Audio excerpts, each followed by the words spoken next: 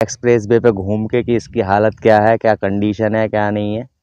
ये जो रोड आ रहा है एक इस गांव से कनेक्ट करेगा उस वाले गांव को, आगे वाले को। तो उसके कुछ जानकारी जो हम स्ट्रक्चर के मामले में जानते हैं उतनी आप लोगों को देते हैं। इसके बारे में थोड़ी बहुत जानकारी देंगे, दिखाएंगे।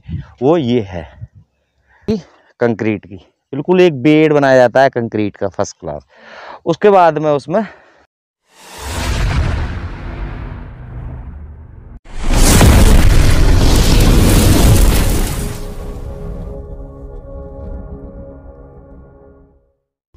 नमस्कार दोस्तों, स्वागत है आप सभी का हमारे YouTube चैनल पर।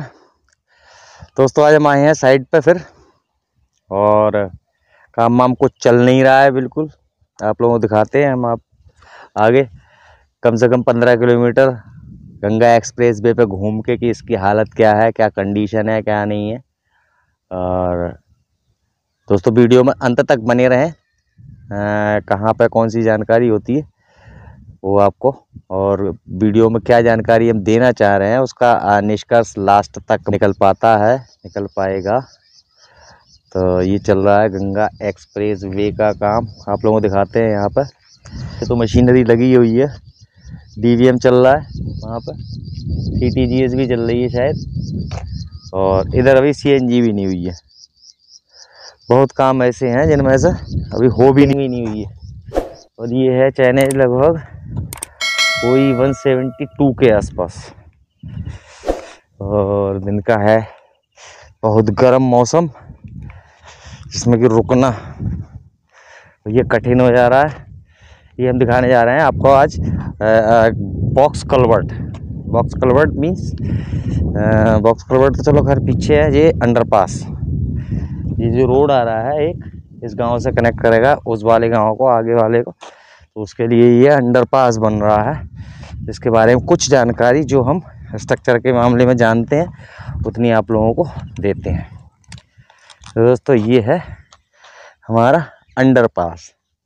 इसमें सबसे पहले क्या होता है कि इसकी तो लेवल होता है, एक लेवल का एक मानक होता है, उसके आधार पर इसकी ये बेड बनाया जाता है नीचे, बिल्कुल सब ग्रेड जैसा। उस हिसाब से लेवल से, आरएल से जो भी होता है।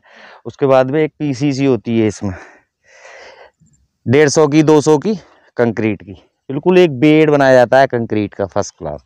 उसके बाद में उसमें जो होती है ना, जो भी वो दिया हुआ होता है उसमें ड्राइंग में, वो सरिया स्टील डाला जाता है, नीचे स्टील डाला जाता है। तो ये है करीब 450 से ज़्यादा की थिकनेस की राफ्ट बोली जाती है। नीचे का बेस पूरा चौड़ा जितना है, ये पूरा उतना स्टील बांध के शटरिंग वटरिंग लगा के फर्स्ट क्लास करके, और इस पर फिर ये राफ्ट बांध दी जाती है।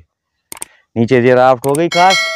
उसके बाद में जो डिजाइन एज पर डिजाइन, ये सारी जो बाल्स के लिए सरियाँ स्टील बांध रखी होती है। शटरिंग ये पड़ी हुई है हमारे कॉन्ट्रैक्टर साहब की, एक की वो लगा दी जाती है, एक साइड की लगी हुई भी है, इधर आप देख सकते हो ये है लगी हुई। लेकिन इसी बीच बारिश हो गई तो इसलिए काम बंद हो गया। और एक उधर से लगी हुई है, एक इधर से लगेगी, फिर इसके ऊपर एक और लगेगी, फिर बोल्टों पे ये बढ़िया करके नट बोल्ट से फिट कर दी जाती है। तो उसके बाद में इसको वही मटेरियल तो कंपनी से ही आता है, मिलर से, बोल्ट वगैरह सब पड़े ही हैं इनके बेचारों के। उसके बाद में ये ऐसी रिटर्निंग वॉल टाइप की खड़ी हो जाती है वॉल, और पूरा वहाँ तक अब इनकी जितनी भी इसमें आरएल में है हाइट इसकी, उस हिसाब से इसकी जो सरियाँ हैं, वो जो ज़्यादा लंबी सरियाँ हैं ऊपर आपको दिख रही है, वो वाली फिर मोड़ दी जाएंगी, उसमें इसमें ही फिट कर दी जाएंगी। जो इसके ऊपर लेंटर पड़ेगा हाईवे का, जिसके ऊपर से निकलते हैं, फिर ये हो जाएगा दोनों हाईवे का अंडरपास। ऊपर से हाईवे निकलेगा एक्सप्रेस वे, और ये नीचे से अंडरपास। ये दोनों कलवर्टों के बीच में, ये लेफ्ट साइड का है, ये राइट साइड का है, ये बीच में गैप होता है अभी। लेकिन ये बाद में कंक्रीट से फिल कर दिया जाएगा जब ये इसकी कास्टिंग हो जाएगी पूरी। तो इधर भी देखो 2 दीवारें इनकी, एक शटरिंग लग के, एक दीवार ये वाली एक शटरिंग की हो गई है, और ये वाली वॉल एक शटरिंग की हो गई है। ले और दूसरी शटरिंग इसमें लग रही थी, लेकिन इस बीच में बारिश शुरू हो गई तो फिर काम बंद हो गया। देखो एक साइड से शटरिंग लगी हुई लग रही थी, उन्हीं दोनों काम बंद हुआ है, और एक साइड लगी हुई बिल्कुल भी नहीं है, इधर से लग रही थी। इन्होंने अपने जे जो भी वो होते हैं इनका वही स्टार्टर वगैरह, जो भी चैनल वगैरह वो लगा के फिट करके रखे हैं। इनका अपनी सब सारे मटेरियल्स पड़े हैं यहाँ पर, जो भी शटरिंग में काम आते हैं। जैक वगैरह हैं और ये थोब लगाने वाले वो पाइप्स होते हैं।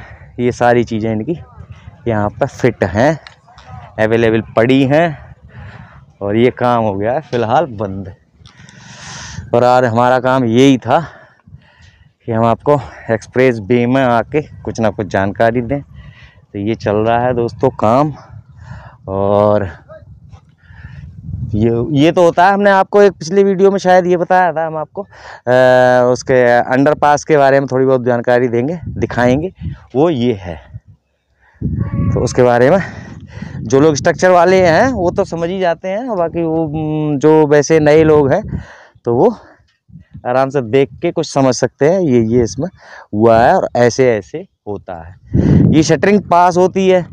शटरिंग जब तक कंसल्टेंट शटरिंग जिस समय बांध के कॉन्ट्रैक्टर तैयार रखता है और उसको कंसल्टेंट देखता है, चेक करता है, जब तक वो लिखित में पास करके नहीं देता है तब तक ये कास्ट नहीं कर सकते कंक्रीट मटेरियल का। RFI पहले RFI रिक्वेस्ट फॉर इन्वेस्टिगेशन ऐसे कुछ होता है इसकी फुल फॉर्म। हम तो ऑपरेटर लोग ज़्यादा उतना नहीं जानते हैं, लेकिन हाँ ऐसे ही कुछ होता है। तो वो डाली जाती है, फिर कंसल्टेंट जिसकी भी कंसल्टेंसी होती है, जो भी उसको देख रहा होता है, वो आता है, चेक करता है, रिक्वेस्ट पर चेक करके वो पास करता है, साइन करता है। उसके बाद में नेक्स्ट प्रोसेस होता है। मान लो अगर उसने शटरिंग पास कर दी है तो फिर कंक्रीट कास्टिंग शुरू हो जाएगी।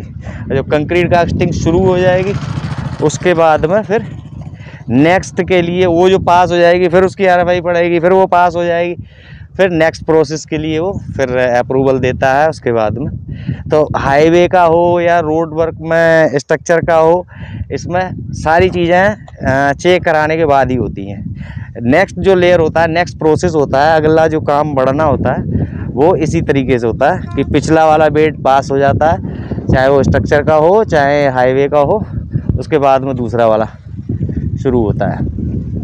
तो ये तो थी आज दोस्तों अंडरपास के बारे में जानकारी। स्ट्रक्चर की जितनी हम जानते हैं उतनी आप लोगों को दिखाया और जानकारी दी, और आगे को हम दोस्तों देंगे अब और भी जानकारी आप लोगों को। वीडियो में अब तक बने रहने के लिए बहुत बहुत धन्यवाद। वीडियो अच्छा लगा लाइक शेयर एंड सब्सक्राइब दोस्तों। और कुछ भी पूछना हो आप लोगों को कमेंट करके ज़रूर पूछिएगा। Thank you very much, thank you.